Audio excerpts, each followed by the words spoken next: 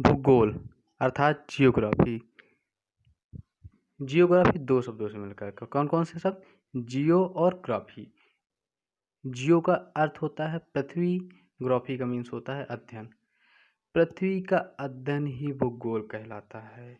यदि इसको और डिफाइन करें तो क्या कह सकते हैं कि भूगोल एक ऐसा स्वतंत्र विषय है जिसका उद्देश्य लोगों को विश्व, आकाशीय पिंडों, स्थल, महासागरों, जीव जंतुओं, वनस्पति, फलों तथा भूधरातल के क्षेत्र में देखी जाने वाली प्रत्येक अन्य वस्तु का ज्ञान प्राप्त कराना ही भूगोल है। भूगोल के नामकरण और इस विषय को प्राथमिक स्तर पर व्यवस्थित स्वरूप प्रदान करने का श्रेय यूनान के निवासियों को जाता है। हिकेटियस ने अपनी पुस्तक जस्ट पीरियड्स में अर्थात पृथ्वी का वर्णन में सर्वप्रथम भौगोलिक तत्वों का क्रमबद्ध अध्ययन के लिए स्वतंत्र विषय के रूप में भूगोल को 19वीं शताब्दी में मान्यता मिली थी।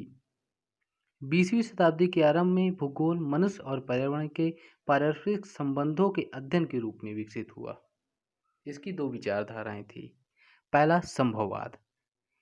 संभववाद इसके अनुसार मनुष्य अपने पर्यावरण में परिवर्तन करने में समर्थ है तथा वह प्रकृति प्रदत्त यानी प्रकृति के द्वारा प्रदान की गई अनेक संभावनाओं को अपनी इच्छा के अनुसार उपयोग कर सकता है। इस विचारधारा के भूगोलवेत्ता वाइडल डी ला ब्लास और फेवरे।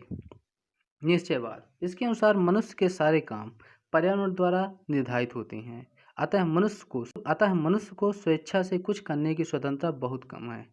इस विचारधारा के समर्थक भूगोलवेत्ता रिटर और रैटजेल। चलिए अब पढ़ते हैं ब्रह्मांड अर्थात यूनिवर्स के बारे में।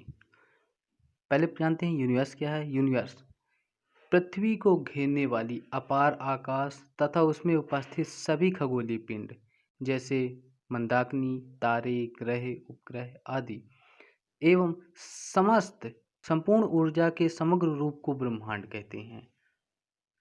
ब्रह्मांड से संबंधित अध्ययन को ब्रह्मांड विज्ञान अर्थात कॉस्मोलॉजी कहते हैं। ब्रह्मांड इतना विशाल है जिसकी हम कल्पना नहीं कर सकते हैं। इसके आकार की विशालता, इसमें तारों की संख्या, अपार दूरी तथा द्रव्यमान का अनुमान लगाना कठिन है। खगोल वैज्ञानिकों के अनुसार ब्रह्मांड में सैकड़ों अरब मंदाकिनियां हैं तथा प्रत्येक मंदाकिनी में लगभग 100 अरब तारे हैं। इस प्रकार तारों की कुल संख्या 10⁻22 कोटि है। ब्रह्मांड की उत्पत्ति। ब्रह्मांड के प्रारंभ और इसके भविष्य के प्रश्न को लेकर अनेक सिद्धांत व्यक्त किए गए। उन सभी सिद्धांतों में बिग बैंग सिद्धांत को सर्वाधिक मान्यता मिली है। यह सिद्धांत उस समय प्रतिपादित किया जब खगोल वैज्ञानिकों ने टेलीस्कोप तथा अन्य वैज्ञानिक साधनों द्वारा प्रेक्षणों के आधार पर ब्रह्मांड की उत्पत्ति के सिद्धांत में बिग बैंग थ्योरी सर्वाधिक मान्यता प्राप्त है। इसका प्रतिपादन बेल्जियम के खगोलज्ञ एवं पादरी एफ जॉर्ज लेवेंतियर ने किया था। बाद में रॉबर्ट बेगोनियर ने इस सिद्धांत की व्याख्या की।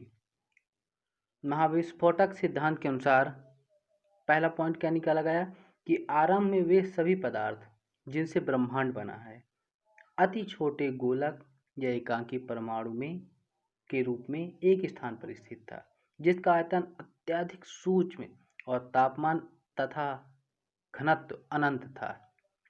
सेकंड क्या निकाला गया कि अत्यधिक संकेंद्रण के कारण यानी कि जो परमाणु था उसमें अत्यधिक संकुचन हुआ, जिसके कारण आकस्मिक विस्फोट हुआ, जिसे महाविस्फोट ब्रह्मांडीय विस्फोट को कहा गया। इस अचानक विस्फोट से पदार्थों का बिखराव हुआ, जिससे सामान्य पदार्थ निर्मित हुए। इसके अलगाव के कारण काले पदार्थ बने जैसे समूह, जिसके समूहन से अनेक ब्रह्मांडीय पिंडों का सृजन हुआ। वैज्ञानिकों का विश्वास है कि महाविस्फोटक की घटना आज से लगभग 13.7 अरब वर्ष पहले हुई थी। महाविस्फोट के लगभग 10.5 अरब वर्ष पश्चात यानी आज से 4.5 या 4.5 अरब वर्ष पूर्व सौर मंडल का विकास हुआ, जिससे ग्रहों तथा उपग्रहों का निर्माण हुआ। इस प्रकार बिग बैंग परिघटना से ब्रह्मांड की उत्पत्ति हुई और जिसके साक्ष्य के रूप में आकाशगंगाओं के बीच की दूरी का साक्ष्य दिखाया जाता है।